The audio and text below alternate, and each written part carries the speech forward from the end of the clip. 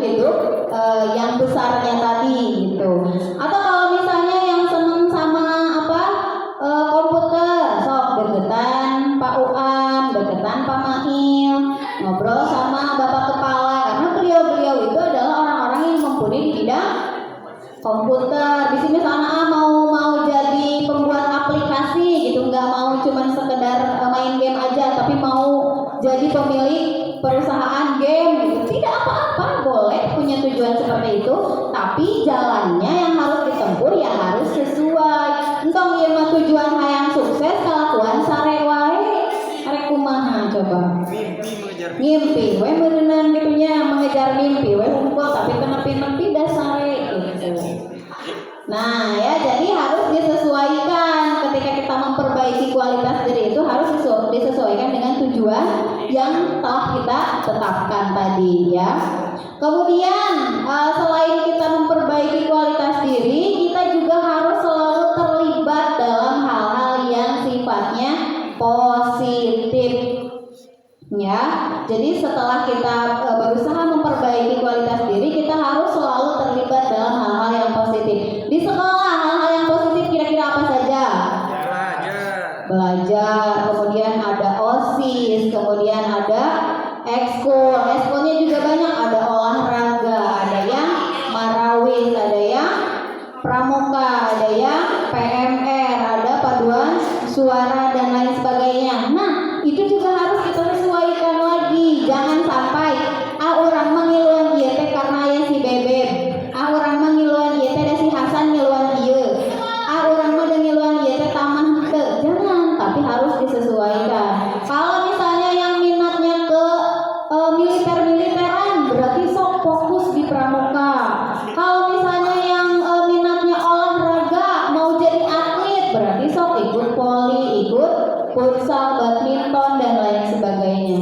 Kalau yang misalnya mau jadi penyanyi, minat di bidang musik, berarti paduan suara, marawis itu bisa.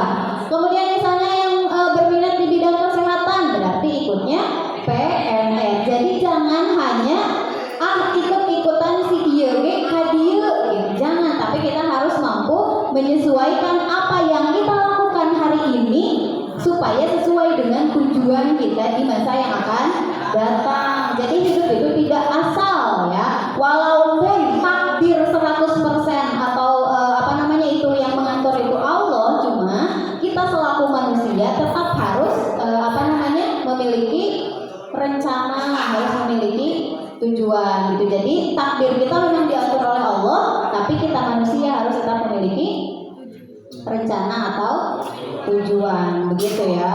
Kemudian selanjutnya untuk produktif kita harus apa? Harus mengelola keseimbangan hidup ya. Jadi hidup kita itu harus tetap seimbang. Jadi jangan sampai terlalu banyak belajar juga tapi kita jadi stres, tidak ada hiburan. Atau misalnya karena terlalu banyak belajar kita jadi lupa makan, lupa tidur. Tidak, tetap ya, pola makan harus dijaga, pola tidur harus dijaga, belajarnya tetap, ngajinya tetap, hiburannya juga harus ada, harus tetap ya. Cuman jangan terlalu banyak hiburan, oke gitu ya, belajarnya dilupakan. Kemudian selanjutnya kita harus apa? Harus berani ambil resiko. Jangan takut gagal, karena tidak apa-apa ketika kita mencoba lalu gagal. Setidaknya kita sudah selangkah lebih maju daripada kita gagal mencoba. Kalau kita gagal mencoba ya akan tetap diam di situ. Kalau kita mampu mencoba lalu gagal, setidaknya kita sudah mencoba dan tahu oh ini yang menjadi faktor gagalnya apa gitu. Nah selanjutnya kita juga harus mampu menggunakan teknologi dengan bijak. Tadi teh ya, handphone itu harus digunakan untuk yang baik-baik. Kalau Google manfaatkan untuk cari artikel-artikel akademis dan lain sebagainya. Jangan cuma dipakai buat scroll TikTok atau main ML saja. FF ya. Kemudian kita harus menjalin hubungan yang bermakna. Tapi lain sih